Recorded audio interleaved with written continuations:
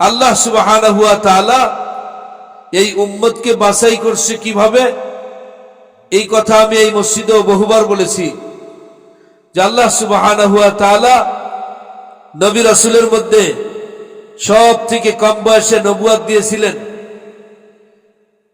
হযরতে দাউদ আলাইহিস সালাতু ওয়াস সালামকে। মাত্র 13 বছর বয়সে নবুয়ত দিয়েছেন। কত বছর?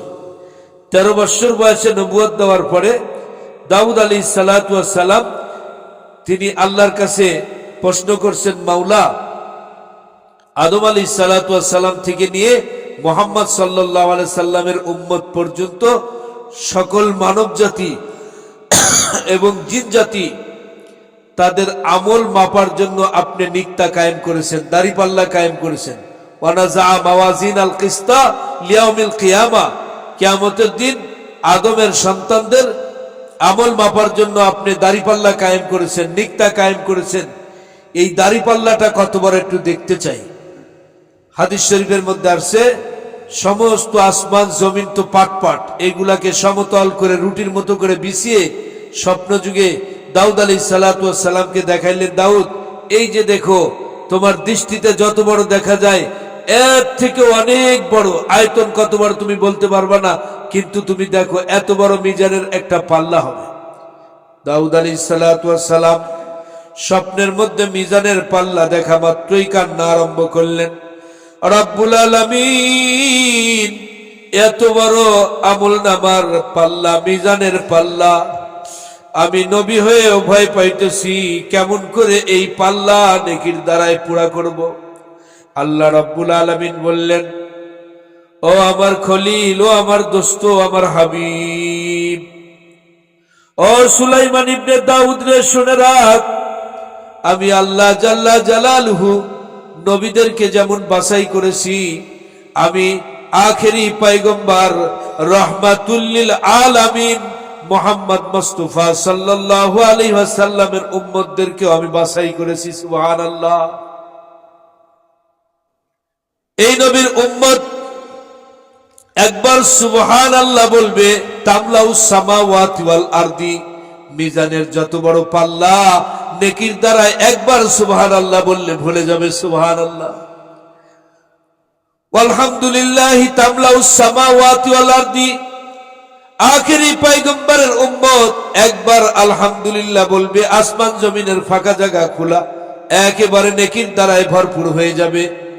আল্লাহু আকবার বলেন না, আল্লাহু আকবার। তামলাউস সামাওয়াতি ওয়াল আরদি, একবার আল্লাহু আকবার বলবে আখেরি পয়গম্বরের উম্মত, আমি আল্লাহ মিজানের পাল্লাকে ভরে দিব। সুবহানাল্লাহ।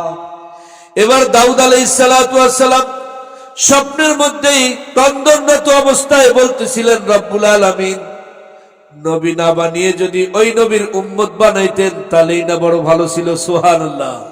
উম্মত হতে পারে খুশি না বেজার? খুশি না বেজার? কিন্তু উম্মত হয়ে আমরা কি করতেছি বলেন? কি করছি বলেন?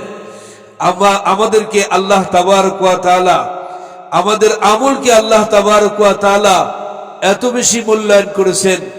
অন্য উম্মত রাসূল করিম সাল্লাল্লাহু আলাইহি ওয়াসাল্লাম এই রমজান মাসের মধ্যে একটি রাত্রি আছে, তার নাম হলো লাইলাতুল কদর। সূরা কদরের মধ্যে আল্লাহ ফরমান, লাইলাতুল কদরি খায়রুম মিন আলফি শাহর, কদরের একটি রাত্রি সহস্র মাস অপেক্ষা বেশি উত্তম। অর্থাৎ 83 বছর 4 মাস যদি এক অজুতে, এক রুকু বা এক সেজদাতে যদি কোনো ব্যক্তি কাটায়, 83 বছর 4 মাস যেরকম নেকি আল্লাহ রাব্বুল আলামিন তার আমলনামায় দান করেন, এই শবে কদরের একটা রাত্রি যদি হে নবী আপনার উম্মত কেউ পেয়ে যায়, তাহলে এত নেকি নিয়ে যাবে, নেকি পেয়ে যাবে। সুবহানাল্লাহ। এই জন্য মেরে মুহতারাম, আল্লাহ তাবারক ওয়া তাআলা কোরআনকে নাজিল করেছেন 3 ভাবে। কয় ভাবে? কোরআনকে নাজিল করেছেন 3 ভাবে। প্রথম, আল্লাহ তাবারক ওয়া তাআলা কোরআনকে নাজিল করে লৌহে মাহফুজের মধ্যে সূরা বুরুজের শেষ আয়াতের মধ্যে কোরআনকে জিজ্ঞেস করা হলো, কোরআন তুমি কোথা থেকে আসছো? কোরআন তার পরিচয় দিয়ে বলে, ফি লাউহিম মাহফুজ, আল্লাহ রাব্বুল আলামিন লৌহে মাহফুজের মধ্যে আমাকে সংরক্ষণ করেছিল।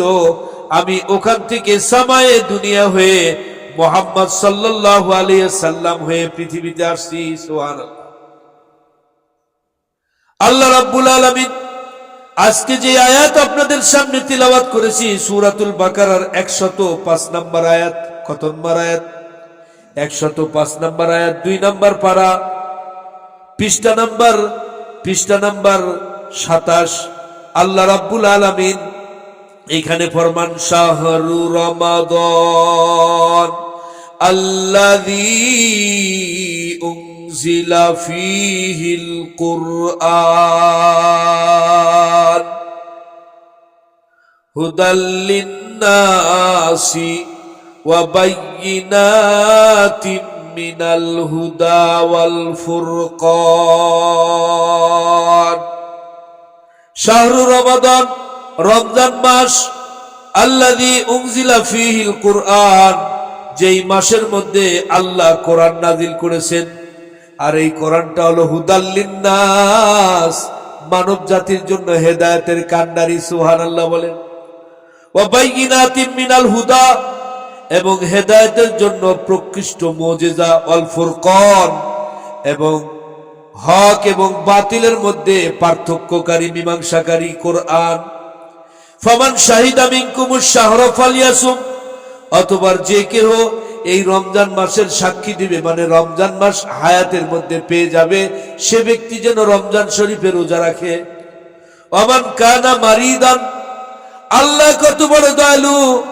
আল্লাহ বলেন রমজান মাস তো আমার বান্দা, আমার বান্দি পেয়েছে, কিন্তু অসুস্থ হয়ে গেছে। হতে পারে কি পারে না? সুস্থ রাখার মালিককে, অসুস্থ করার মালিককে। আল্লাহ রাব্বুল আলামিন বলেন ওমান কানা মারিদান, আমার বান্দা, আমার বান্দি রমজান মাস পেয়েছে কিন্তু অসুস্থ হয়ে গেছে। আও আলা সাফারিন, অথবা সফরের মধ্যে আছে। ফাইদ্দাতুম মিন আইয়ামিন উখর, তাহলে তার সফরটা কমপ্লিট হওয়ার পরে অন্য মাসে যে এই রোজাগুলা রাখবে, সুস্থ হওয়ার পরে অন্য মাসে যেই কয়টা রোজা ভাঙতে গেছে, বিশেষ করে আমাদের মা জাতি যারা সাবালেগা, তাদের 3 থেকে 10টা রোজা ভাঙতে যায়। এই সময় অসুস্থর সাথে তুলনা করা হয়েছে। নামাজের কোনো কাজা নাই, কিন্তু রমজানের কাজা আছে। যেহেতু রমজান বছরে একবার আসে, এই রমজান মাস পার হয়ে যাওয়ার পরে যারা শরীর সফরের মধ্যে ছিল, অসুস্থ ছিল, রমজান মাস পার হওয়ার পরে সেই ভাঙতি রোজাগুলা তারা আদায় করে নিবে। ইউরিদুল্লাহু বিকুমুল ইউসর, আল্লাহ রাব্বুল আলামিন তোমাদের কাছে সহজ করেছেন। ওয়ালা ইউরিদু বিকুমুল উসর, আর তোমাদের জন্য আল্লাহ তাআলা রমজানকে কষ্টের বানান নাই।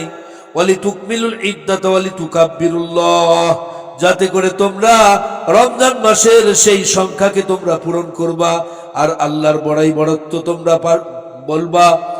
আলা মা হাদাকুম ওয়া লাআল্লাকুম তাশকুরুন, এটা তোমাদের জন্য হেদায়েতের কান্ডারি, আর যাতে করে তোমরা শুকরিয়া জ্ঞাপন করতে পারো।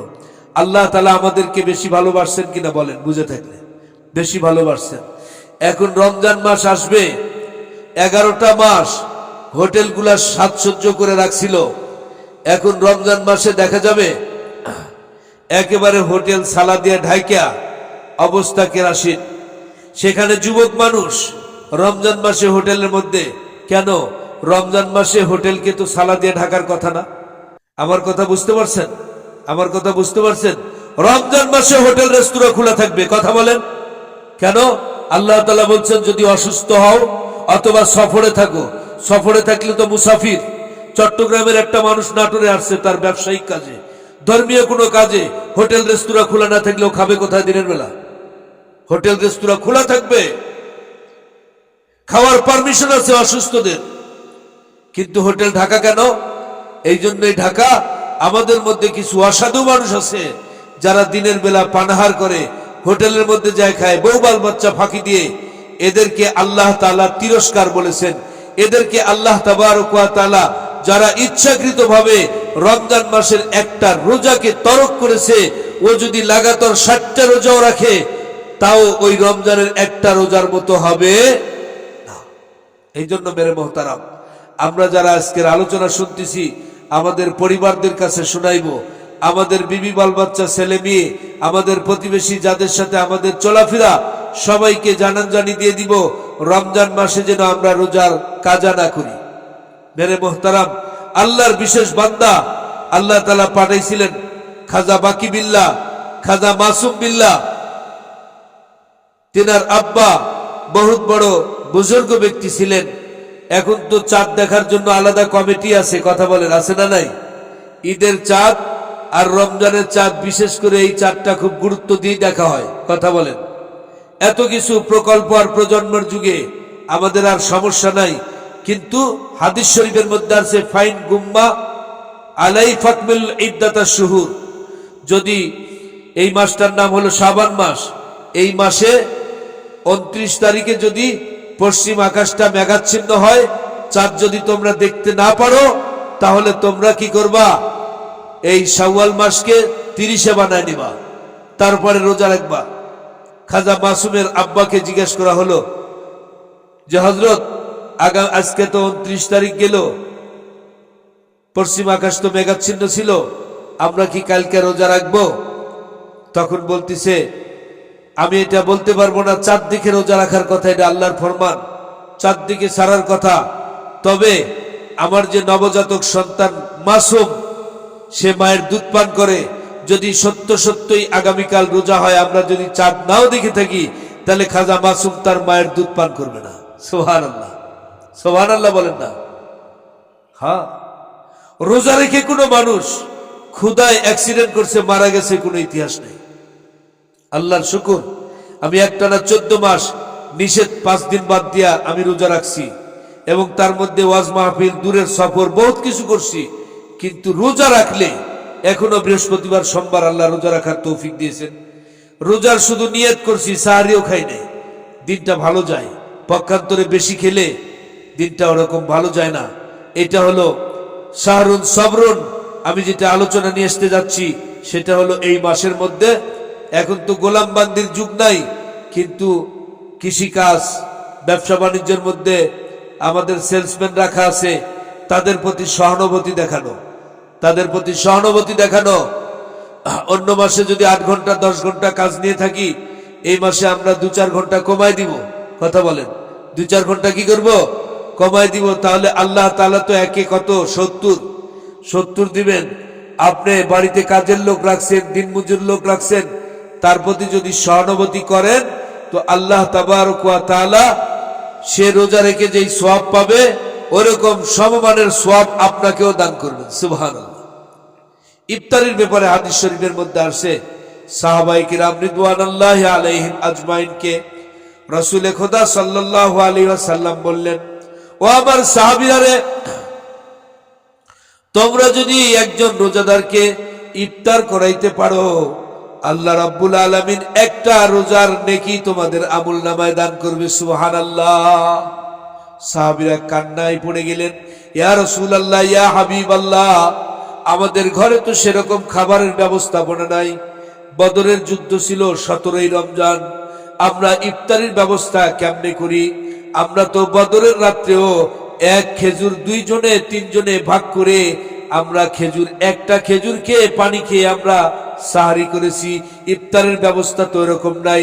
আল্লাহ রাব্বুল আলামিনের হাবিব জিবরাইল ফেরেশতা এর মধ্যেই উপস্থিত হয়ে বললেন, আপনার উম্মতকে ইফতারের পূর্ব মুহূর্তে 1 গ্লাস পানি, 1 খেজুরের 4 ভাগের 1 ভাগ, তোমার সাধ্য অনুযায়ী যতটুক জুটে এতটুক যদি তার সামনে পেশ করতে পারো, আল্লাহ রাব্বুল আলামিন তোমাকে একটা রোজার সওয়াব দান করবেন। সুবহানাল্লাহ। এখন আমাদের সমাজে রমজান মাসে ফতুয়া আমাদের দিতে হয় না, ফতুয়া দিয়েই ফেলে সাধারণ পাবলিক, রমজানে যা খাবেন সব মাপ। নাউজুবিল্লাহ। এই কথা কোনো জায়গায় পাইনি ভাইজান। ডাক্তার সায়েন্সে বলে, যে ব্যক্তি রমজানে পূর্ণাঙ্গ 1 মাস রোজা রাখবে, একটা হিন্দু ডাক্তার, আপনার নেটে দিয়েছিলেন, একটা হিন্দু ডাক্তার, তিনি এই মানুষের বডি নিয়ে গবেষণা করতে যেয়ে দেখে যে মুসলমানদের মধ্যে বড় ধরনের রোগ বালাই কম, বিশেষ করে যারা নামাজি এবং রোজাদার, রমজান মাসে যারা রোজা রাখে, এমন ব্যক্তির বড় ধরনের রোগ বালাই কম। কেন? বলা হয়েছে মানুষের যে আল্লাহ তাবারক ওয়া তাআলা পেট দিয়েছেন, এই পেট তো সবসময় একটা পেটের মধ্যে তাপমাত্রা থাকে, হজম শক্তি থাকে। বলে মাসব্যাপী যখন সুন্নাত তরিকায় কোনো ব্যক্তি রোজা রাখে, সুন্নাত তরিকায় মানে খাবার অত বেশি না। আর আমরা তো রমজান মাসে এখানে ইফতারির ব্যবস্থা করা হয়, আমার বড় ভাই বসা আছে, কত রকম ইফতারি যে গতকালকে খাইছি, আজকে আসরের নামাজের পরে ঢেক আসতেছে, ঢেক বুঝেন তো, ভিতর থেকে আসতেছে। ওই যে গতকালকে ইফতার খাইছিলাম আরেক জায়গায়, সেই ইফতারির পেঁয়াজি, বেগনি, সলাবুট, তারপরে তেহারি যা খাইছি ওইগুলার ঢেক আসতেছে। তার মানে গতকালকের ইফতারিটাই হজম হয়নি। নাউজুবিল্লাহ পড়ে। সঠিক অর্থে যদি কেউ রোজা রাখে, সাহারির সময় একটা দুইটা খেজুর, এক গ্লাস পানি বা এক গ্লাস দুধ পান করে যদি আল্লাহর কোনো বান্দা বান্দি রোজা রাখে, অবশ্যই রমজানের আগে আপনি আগের দিন মেপে নেবেন। আপনার ওজন যদি 75 কেজি হয়, একদম ঈদের দিন 8টা-10টার দিকে আপনি খালি পেটে মাপবেন, 8 থেকে 10 কেজি আপনার কমে গেছে। তাহলে ভালো হয় না মন্দ হয়? কথা বলেন। এখন তো ডায়েট কন্ট্রোল করার জন্য ডাক্তাররা ওষুধ লিখতেছে। এই জন্য মেরে মোহতারাম, এইটা হলো রোজা।